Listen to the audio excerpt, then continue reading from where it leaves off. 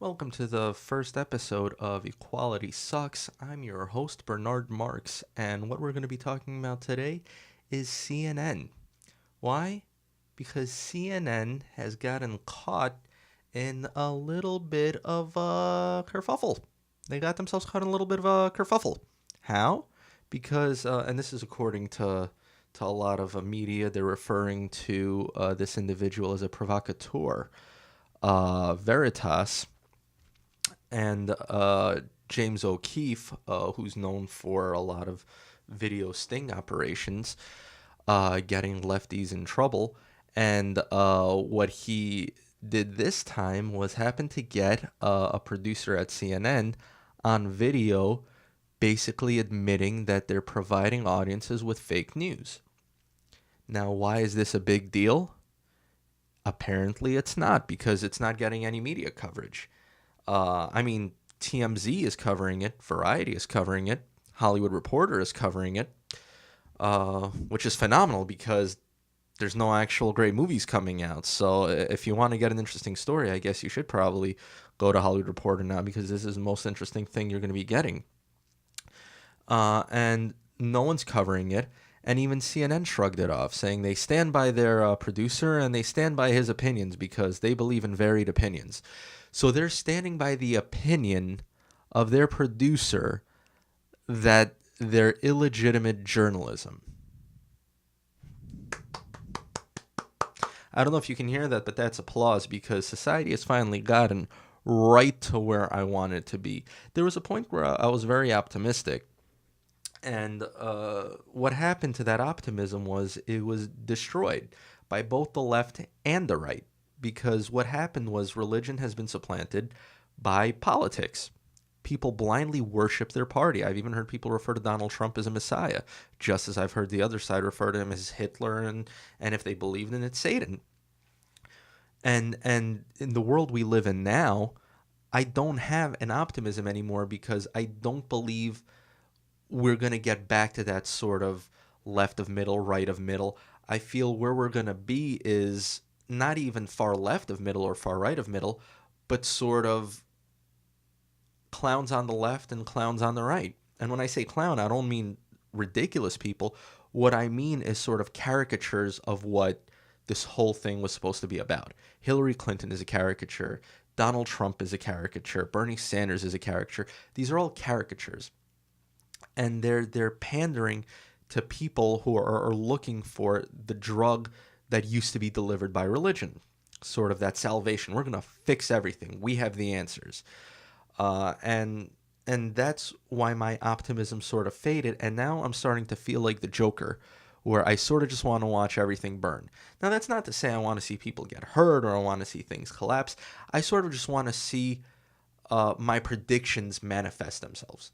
And that's what I mean by that, where I sort of have this prediction of where we're headed as a society and what's going to happen in our communities. And I'm just curious to see if my predictions will be correct, which is normal. I mean, a lot of people guesstimate about things in life. You know, some people watch sports and say, well, that team's going to win and that quarterback's going to do this, this, and that. And then they sort of want to watch it come true. Hell, that's why gambling is such a big business, because people feel they can predict that stuff. And I'm sort of gambling with Western civilization right now.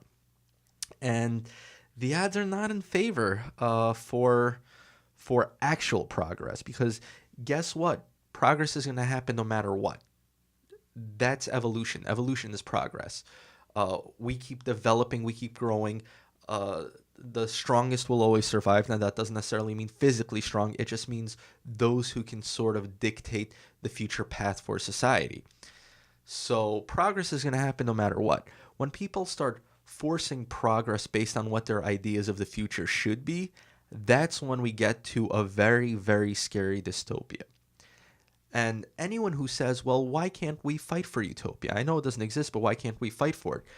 Because what you're fighting for is dystopia. There's no such thing as utopia. A utopia is a dystopia. You can't have this perfect society. So fighting for anything perfect will automatically be the act in and of itself. That's right. I'm not saying you're going to fail because you're never going to get to utopia. I'm saying fighting for utopia is a failure and is a disaster and is incredibly dangerous. The only thing you should be fighting for is the little battles, the stability, getting things better, getting communities better, getting neighborhoods better, getting people work, things like that. When you start saying, well, we're going to have this perfect society because everyone's going to work and we should fight to get everyone to work. Well, you're never going to be able to get everyone to work. There's just way too many factors. There's the factor that some people just don't want to work. So if you're fighting to get everyone to work and there's people who don't want to work, you're fighting against the very people who are standing in your way. I mean, that doesn't make sense. That doesn't make sense at all. It's like Superman trying to go out there and say, you know what? I'm going to go and I'm going to try to get Lex Luthor elected president because I believe Lex Luthor should have his chance. Now, I know the metaphor doesn't quite exactly jump off as making sense, but believe me, it does, because when you're fighting for people who aren't looking for the same things as you are, then what is happening is that they're taking advantage of you. It doesn't matter who those people are. They're taking advantage of you. And that's why it's going to be a losing battle, because there's factors like that. Now, that's obviously not the only one. There's many factors. But you can't fight for utopia. It's basically taking steps backwards, because it's arguing the belief that there is a utopia. And that's what I was mentioning before when I said that politics supplanted religion. Because what is religion all about? Salvation. You know, what is heaven? It's utopia. So basically, anyone who's out there politically fighting for this perfect civilization that they believe they know how to make society perfect, they're basically, trying to be martyrs. They're trying to, bring heaven on earth. They're trying to get themselves to heaven and everyone around them. There's no difference between them and the Jesuits who would go to far off lands and try to convert people to the righteous word of God. That's what we're talking about here. And that's why when I say I sort of feel like the Joker now, it's because I sort of want to watch things burn. And by watching them burn, it's sort of seeing the collapse of stations such as CNN. Because we all knew this was going on. We all knew that news wasn't a valid industry anymore. We all knew that it was a business. And the problem was, in the old days, there was less competition, so they were able to get away with providing actual news. Now, because there's so much competition, they have to provide the lowest common denominator that will get them ratings. It's sort of like History Channel. We used to be able to watch actual history programming, educational programming about what happened before today. Now it's all reality TV shows. Why? Because there's so much more competition that they have to provide shows that are scraping every last viewer, because that's the only way they're going to be able to get advertisers. Now, it's one thing when History Channel goes to crap. It's another thing when 24-hour news stations follow suit. And basically what you're watching is everyone insults the president as being a reality TV star. Our news has become reality TV. And not in the good way like Cops. I always loved that show. I consider that to be the quintessential reality TV show. No, that's not what news has become. When I say news has become reality TV, it means they're digging into people's basic instincts to make money. People want to get angry. People want to get furious. People want to feel passion. People want to feel love. And that's what they're doing, because CNN knows their audience and they know how to rile up their audience. And they're showing the programming that'll get them riled up. Now, that happened to be, fabricating stories. I don't want to say fabricating, but sort of covering stories that aren't necessarily there. And that's the Russian collusion story between Trump and the Russian government. Now, there's no proof. They said that you have a producer from CNN himself admitting that it's bullshit, that everything they're doing is bullshit, and people are still lapping it up. And the proof of that is, with that information still out there, people are still on all the message boards, on all the comment sections, supporters of CNN and detractors of Trump are still out there saying, well, even with his news, it doesn't mean there wasn't collusion. There's an investigation, and we'll see what the investigation comes up with. It's still there, blah, blah, blah, blah, blah. They're not even realizing that they've been brainwashed into believing something, even when they're told they've been brainwashed. That's how serious it is, ladies and gentlemen. And that's how brainwashing really works. When you successfully brainwash someone, they can't even admit that they've been brainwashed when you tell them they've been brainwashed, because it's so ingrained. People have become so, they believe in what they're seeing so much that even when the curtain's pulled and you see the wizard standing behind there and it's just a little dude saying, "Oh, I've been pulling the strings all along," they reject that person and they now believe in the myth, because now the myth has become a separate entity from its original source. It's become bigger than the source. And that is the modern myth, and that is modern religion, politics. And it's dangerous. And basically what this whole Veritas video tells us about CNN, I mean, it's not even the video that tells us, it's the reaction to the video. Basically, there being no reaction to the video. That's what's very telling, because it tells us that people don't care. People on the left have their opinions, people on the right have their opinions, and it doesn't matter what comes out unless it supports their opinion. They're not interested in information, they're interested in talking points. And both sides are incredibly guilty. And there's a reason why you don't see Fox News jumping on this. You don't see, I mean, this is prime for Fox News to attack CNN, fake news, but why aren't they doing it? Because although on the surface it might seem like CNN and Fox News are enemies, and to some point they are in competition. They're fighting over ratings, even though they have their both sort of subsets or their own audiences, but they are fighting for ratings. But at the end of the day, they're both still on the same sinking ship. All right? They're both still 24-hour cable news networks in a digital age when people are cutting cords and getting news from where they want to, mainly online, digital sources. And why are they going there? Because people aren't looking for news. They're not looking for the story. They're looking for what they want to hear. They're looking for those talking points. And they can find the exact talking points they're looking for anywhere they search online. Because people have a certain belief, but they might not have a way to argue it when they're with their friends, when they're with their coworkers. So they go to these sources to find out how to argue their point. Not necessarily understand whether their point is valid or not, just how to verbalize what they want to say, have a few figures to throw in there to win a debate. And CNN cannot win that game. Fox News cannot win that game. MSNBC cannot win that game.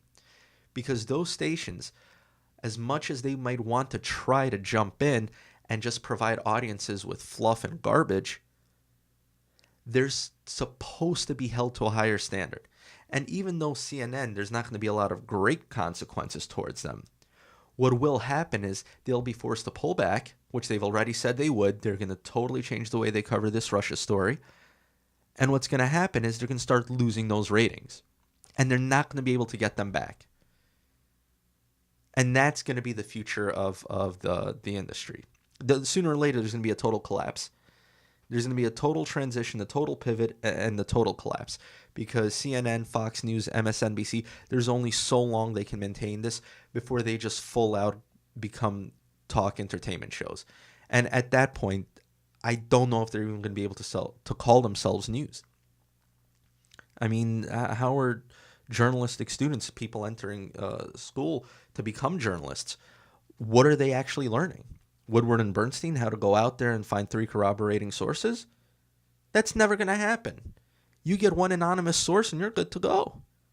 And I'm not talking about on a blog. I'm talking about mainstream, high-end, respectable media. You don't need to have 3 I mean, has anyone read All the President's Men? Does anybody not realize that to sort of put out a story that condemns someone as high up as the president, you need to have more than one person, separate individual, giving you information that matches up? That's not a thing anymore. All people need is something to put out, a headline. And as long as they can say, we got it from someone credible, and that source is allowed to be anonymous, that's all that matters. Deep Throat is where we're at right now, except Deep Throat doesn't have to be a credible source. So that is the end. And I recommend you, like myself, smile. Because right now, society is telling us a little story, and it's funny. And that's why some of us want to be the Joker. It's not because we want to see things go down the toilet, but it's because we're sort of putting money on it because we see the writing on the wall. Now, I'm still an optimist to some extent, and even though I don't necessarily support Trump, but his victory I saw it as good news because it showed that there's still independent voices out there. There's still people who aren't afraid to have a separate opinion. And I don't find it surprising that the same people, there's plenty of same people who voted for Obama, voted for Trump. Because that tells me that there are people out there who aren't looking at the Democratic and Republican Party as the Catholic Church or the Protestant Church. But they're looking at these two parties as people who are trying to offer solutions. Now, they're wrong. These people are totally, totally wrong.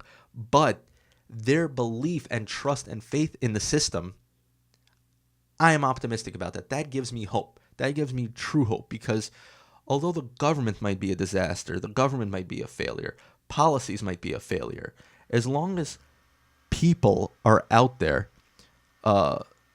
believing in something righteous and just and real progress, then at the end of the day, we're in good shape. Western civilization might still have another decade left in it.